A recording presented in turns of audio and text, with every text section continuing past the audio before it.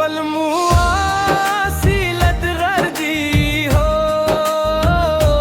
गर्मी से जान निकल जाला हो। पंखा हवा देला धीरे धीरे, रात भर नींद उचट जाला हो। बलमुआ सी लगवा दी हो, गर्मी से जान निकल जाला हो।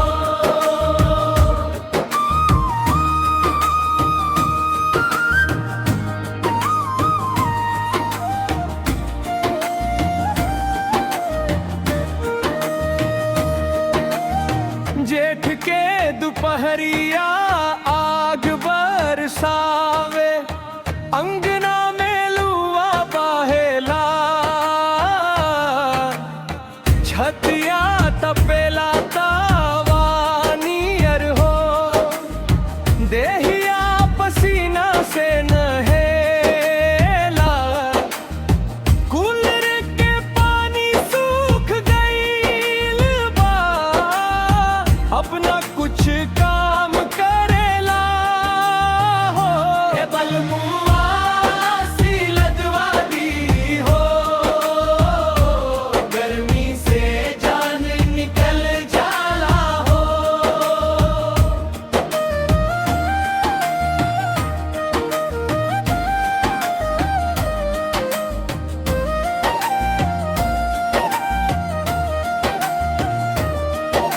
पड़ोसिया के घर में एसी जलत बा, ठंडा ठंडा हवा वेला।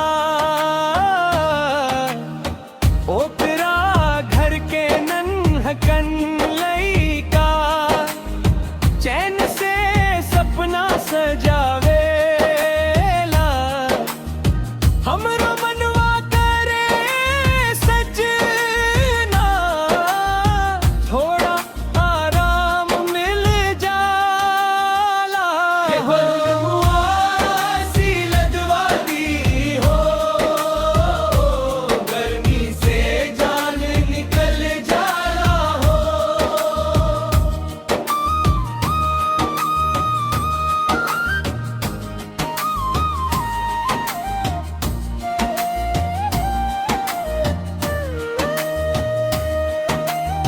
दिन भर मेहनत करे लस कमैया, हम जानता नी बलम जी।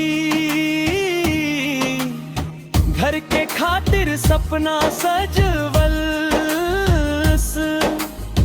रौरा बानी हमर खुशी। थोड़ा थोड़ा पैसा जोड़ के ई सपना पूरा हो जाला। बलमुआ सी लगवा दी हो,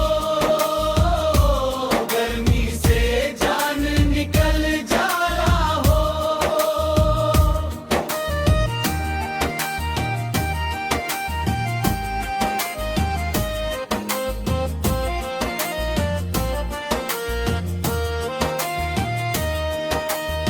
सावन आई भादो आई, फेरो गर्मी सताई हो। ठंडा कमरा में बैठ के संझिया, चाय के चुस्की भाई हो।